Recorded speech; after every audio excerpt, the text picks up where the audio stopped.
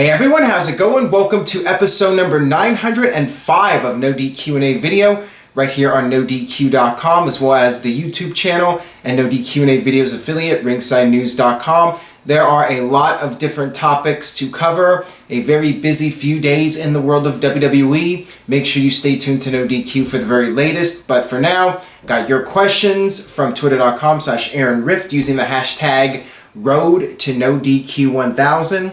First one today comes from Carl. Does Kurt Angle going into the Hall of Fame raise suspicions of him being in the Rumble? I'm sure it will definitely fuel the speculation about Kurt Angle. Angle in a recent interview said that he has only signed a deal to come back for the Hall of Fame at this point, and there are no matches involved in this return to the company. But of course, that could change, and if Angle was going to be coming back to wrestle again, he would be keeping it a secret. He would not be saying, oh yeah, I'm going to come back and wrestle again. Of course he would downplay it. Everyone involved in WWE would downplay it and act like it's not going to happen, whether it does or it doesn't. The bottom line is, if Kurt Angle does return to the ring, Kurt Angle and WWE will want it to be as much of a surprise as possible. Will Kurt Angle be in the Rumble? I think it's a long shot. I think if Angle does come back, it'll be at WrestleMania. But here's the thing. If Kurt Angle was not going to wrestle in WWE again, then why bring him back now? Why bring him back when he is still physically active, still doing matches on the independent wrestling scene? Why not wait 5 to 10 years until Angle is completely done wrestling, when there is no chance of him really coming back? I mean, every year that passes, you would think it's less likely that Kurt Angle wrestles in WWE again. So the fact that he's coming back now, when he's still actively wrestling to some degree, that makes you think that the chances are decent of him doing another match. And I really hope so, but at the end of the day, I think it will come down to how Vince and WWE feel about his well-being. If they feel that he can pass a physical and he's in good enough condition to come back for another match, because if Angle comes back, he's going to want to be the Kurt Angle of old. He's not going to hold back. He's going to want to go out there and tear it up with any number of people. He's going to want to have that high caliber match and be able to live up to people's expectations. So unless Angle can really do that physically for 1 or 2 matches, then he's not going to come back. But if he can do it and he's healthy enough, then I would say the odds are very good of Angle doing another match in WWE. So time will tell. I think it will depend on that situation. This one comes from Donald Long. Now that Angle is going into the Hall of Fame, could he appear on the March 14th edition of SmackDown? It's in Pittsburgh. I see no reason why he can't. I mean, you don't even have to have him appear on television. You could have him appear off camera and do an angle with somebody. No pun intended. Why not? Makes sense to me to have Kurt Angle come back in Pittsburgh. Now, I don't know for a fact that's going to happen. I'm not sure what the deal is with Angle. If they're going to have him appear on television before WrestleMania weekend, they may hold off on that. Or they may just have him appear in an off-camera role when the show is not airing. So who knows? I mean, I would not go to that show expecting to see Kurt Angle unless they announce him in advance. So that's really up to you. But at this point, I mean, I do not see the problem in it, having him show up at least for the fans in the arena. Why not? This one comes from the No DQ guy. With Kurt Angle going into the Hall of Fame, when Mick goes for surgery, can this be the chance to have Kurt be the new GM? Kurt Angle, I think, would do really well in that role. If WWE wanted to have Angle on television in a non-wrestling role, but be a regular character, that would be the thing to do. There are several things you could do with Angle. You could have him be the general manager. You could have him manage American Alpha. People have been suggesting that. There are a lot of different things you could do with Angle. You could have him be a trainer. Kurt Angle is just such a brilliant wrestling mind that he could fit in any any area in WWE. There's no shortage of things for him to do and be productive in helping the company move forward. Kurt Angle is a tremendous asset, whether he's wrestling or not. So, Mick Foley going for surgery, I mean, I'm guessing he will be leaving pretty soon and somebody will be stepping in. But then again, going back to earlier, will WWE really bring back Kurt Angle in a storyline role before WrestleMania weekend? I mean, part of me thinks that if Angle is going to wrestle again or he is going to participate in a storyline, it would be at WrestleMania weekend, starting at WrestleMania or the night after on Raw, and that kicks off a new storyline with Kurt Angle after he gets inducted into the Hall of Fame and save his first actual TV appearance for the Hall of Fame ceremony to make it all that more special. You know, I think that if Angle showed up on television before the Hall of Fame, that would take away a little bit from the Hall of Fame ceremony. You know, I think it would be more special if that ceremony was the first time we see Kurt Angle back on a WWE television show.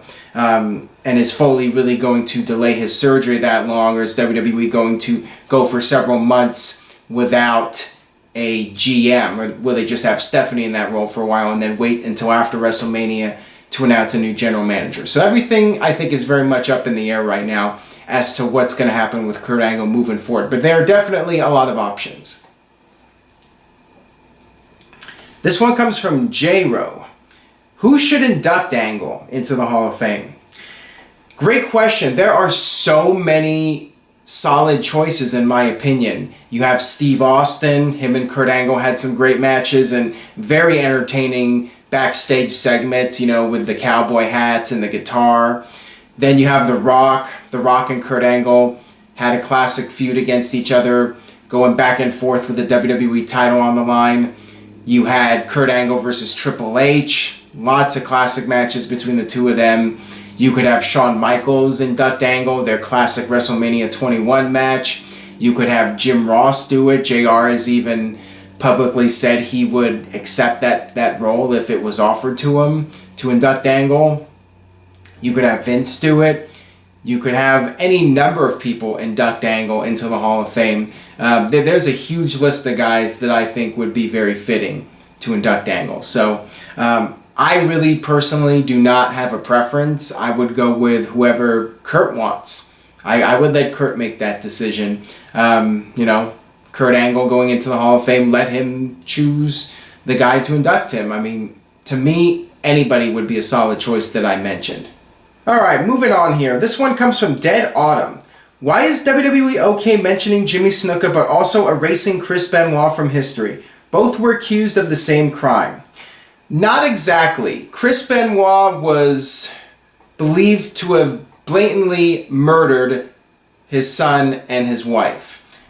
That was pretty obvious, cut and dry stuff. With Jimmy Snuka, it wasn't as clear what exactly happened, and he was being charged with manslaughter.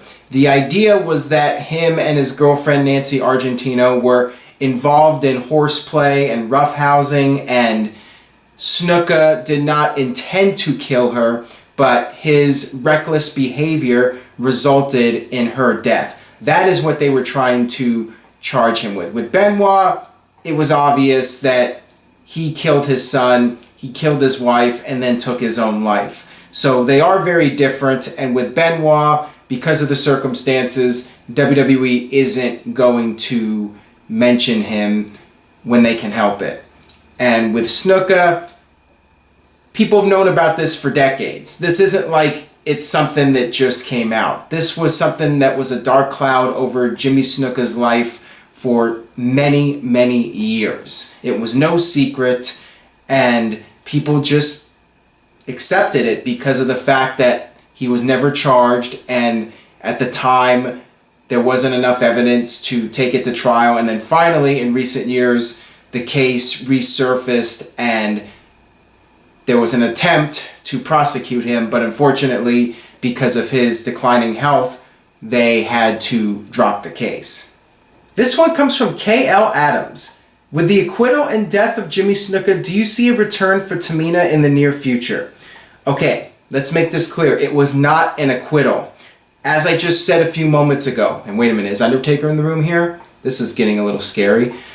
Weird, because Jimmy Snuka was the first victim of the Undertaker's streak. But anyways, getting back to the question, Jimmy Snuka was not acquitted. An acquittal is when you're found not guilty. The case was dropped, as I said a few minutes ago, because of the fact that Jimmy Snuka was dying and he was not healthy enough to stand trial. Now, regarding Tamina Snuka, I think that Jimmy Snuka's death is not going to have any effect on her career. I think that if they bring her back, they'll bring her back because they have something creatively for her to do and not because of the fact that Jimmy Snuka died. Even though WWE did pay tribute to him and show that footage, I think that'll be the end of it. I don't see WWE making a storyline out of Jimmy Snuka's death just because of the potential negative publicity that it could get. So I think it's unlikely that Jimmy Snuka dying will lead to Tamina getting a big push on television. Alright, I apologize for that. If you notice a few edits in this video, it's because I've been having some technical issues.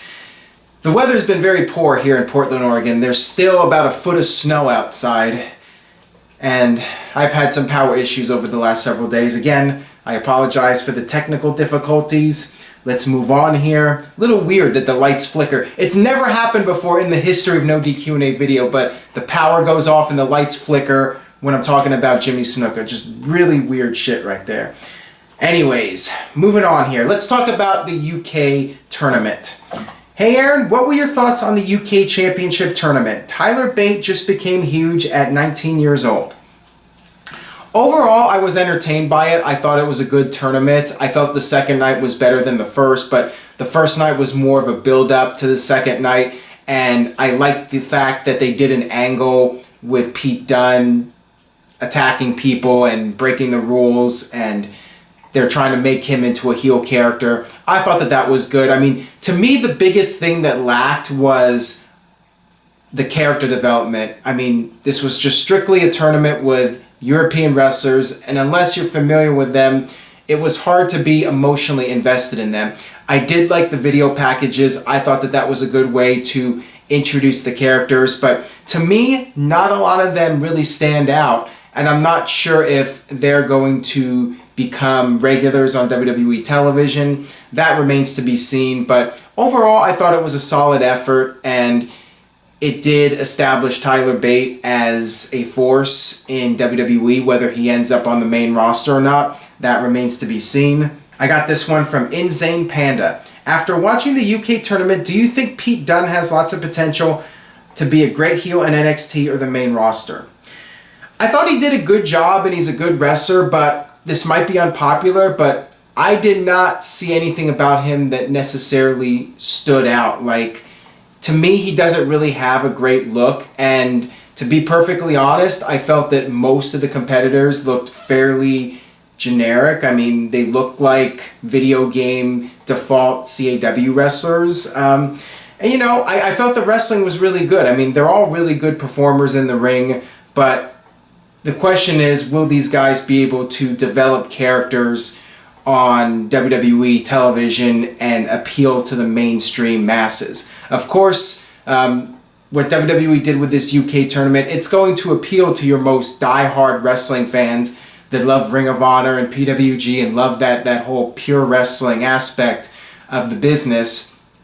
But will these characters be able to develop and appeal to larger audiences? That is the big test, and I'm not sure if anybody on this UK tournament really stood out to me as somebody that could be a major star in WWE. I could be wrong, and you know, it does take time to develop the characters, but I thought Pete Dunne did a good job. I thought he was very convincing as a prick coming out there and breaking the rules, and but I really didn't feel that intimidated by him. I mean, people were trying to sell him as this scary, tough guy. To me, I did not feel that way. I mean, some people were comparing him to like Finlay. I'm not sure. I mean, Finlay, to me, had this thing about him that made him intimidating. And I'm not sure if I felt that with Pete Dunne or not. But, you know, I'm basically just nitpicking. I mean, this tournament was very well done overall, and it's going to take time to develop these characters. And I got this one here from Meyer Lansky Jr. What are the chances of Tyler Bate or Pete Dunne being a part of the Royal Rumble? It would not surprise me, and I think I would give them a shot and have at least one of those guys appear in the Rumble, so it makes the UK tournament something important, not just the fact that there was a new championship, but the fact that the winner or the runner-up can actually appear on a major WWE show, and that would be more of an incentive for fans to check out future tournaments. If WWE decides to do this kind of tournament in other countries, people will take it more seriously if they know that the winner or the runner-up could possibly end up on WWE television shortly thereafter. You look at Tough Enough.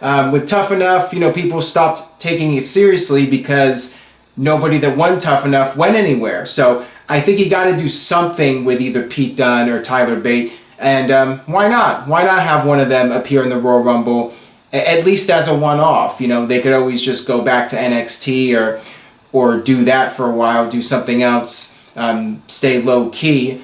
But why not have them show up in the Rumble and have a decent showing? I mean, I would definitely do that if I was WWE. Got this one here from Michael. Did you think that Michael Cole did a solid job in the UK tournament? I was pleasantly surprised.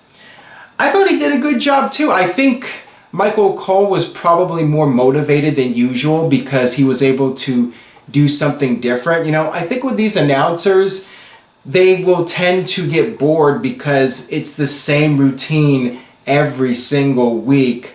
And I think for somebody like Michael Cole, being able to do this tournament was a nice change of pace. It was something completely different, and I think that would help motivate anybody to be able to do something that's outside the box from what you're doing every single week, year after year. And I also think that Michael Cole and Nigel McGuinness had good chemistry together. So yeah, I think that the fact that Michael Cole got to do something different motivated him a little bit. And the guy is a really solid talent. Despite what people say about him, Michael Cole is really good at his job. And I think that lack of motivation has probably been the biggest factor in Cole not really having solid performances in recent years. I think just the fact that he has to go out there and, it can get very tedious doing the same thing week after week, year after year without changing things up. This one comes from Donald Long. What is WWE going to do now with the UK belt now that the tournament is over? I would hope that the belt is going to be defended, that Tyler Bate will defend the title. Maybe they'll have him defend the title in various indie promotions that have a good working relationship with WWE, and maybe he can go on the house show circuit and defend the title at some events. One would think that the UK title will become more of a fixture on WWE programming at some point. Maybe not right away, but maybe they'll do something at WrestleMania. Maybe they'll have a UK title defense at WrestleMania, or do something on Raw the night after WrestleMania when that crowd is going to be red hot for it. If you do it in some random city on Raw or SmackDown, then yeah, there's a good chance the fans will not care. I mean, you see with the cruiserweights that WWE is struggling to get these guys over, with the cruiserweights getting TV time. It's slowly starting to build, but with the UK guys, it might take even more time. So, if you're going to do a match on television, maybe do something at WrestleMania or Raw the next night, but certainly start having him defend the title at live events, whether it's WWE or independent promotions. Got this one here from Kay. Okay. How likely is it that Nicki will get a title run, and what's the best way to book her so fans don't turn on her? The best way for fans to not turn on her is to let her rise be organic. If fans feel that she's being pushed because she's John Cena's girlfriend, then there's more of a chance that there will be backlash. But if you let it naturally progress in a compelling storyline, I think the odds are better that fans would accept it. I think fans are starting to accept Nicki Moore now that they've seen what she's been through when coming back from the injury, and she's been improving in the ring. So as long as it's a nice gradual organic pace that she rises back to the top, then I think fans will accept that. But if it feels forced, then you're going to have that risk of fan backlash. But maybe that's what WWE wants. Maybe they want her to get the John Cena / Roman Reigns reaction where half the crowd boos her and half the crowd cheers her, but everyone's making noise. So maybe they want that reaction as well. Who knows? This one comes from Shaun T Flick. If Neville wins the Cruiserweight Championship at the Rumble, what do you think of him facing Sami Zayn at WrestleMania? Going back real quick to Nikki Bella, I do think she'll end up in the title picture fairly soon. Maybe as soon as WrestleMania, but if not WrestleMania, then certainly after WrestleMania, I could see her being back in the title picture. Now, moving on to the Neville question. I think it would be a great match, Neville and Sami Zayn, but to me, that's a step down for Zayn. There, I got it right that time. I think that Sami Zayn should be in the upper card in WWE, but, you know, that's my opinion on it.